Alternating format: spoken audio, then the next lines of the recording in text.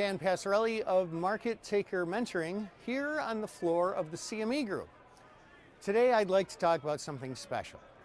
Today I'd like to talk about the Great Bubble of 2017. Now, bubbles form on a somewhat regular basis. We saw the internet bubble back around the year 2000.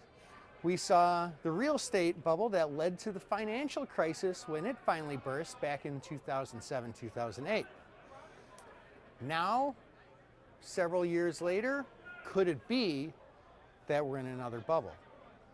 Well, I say yes. And I say yes because a lot of the factors that lead to a bubble, specifically the factors that led to our last bubble back in 2008, are present still, or at least present again. And at the heart of that is rates too low for too long. The Federal Reserve keeping interest rates at a very, very low rate is ultimately what led to the causes that ended up causing the last bubble that led to the financial crisis. Now, we again have that same scenario.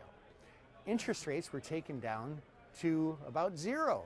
In fact, one could argue that the real interest rate was actually negative. And that existed for a long, long time. And then when the Fed needed to do some further stimulus and they couldn't lower interest rates anymore, they had to dig deep and find another tool. QE, quantitative easing. Now the Fed has risen interest rates slightly. They're slightly off their lows, but what happens if we are in a bubble and the bubble bursts again? Well, that could potentially have devastating implications to our economy. Now, right now, if you look at a chart of real estate prices, real estate, after hitting its peak back in 2007, 2008, and after collapsing, real estate prices have regained about 75% of their value in a rather quick way. Now, that's somewhat unnatural. It's somewhat unexpected. One would think that if that indeed was a bubble, which it proved to be, that prices were too high and the market corrected to where it should be. That's why they call it a correction. However, now we're almost right back where we started. So the jury's out. It's kind of a wait and see.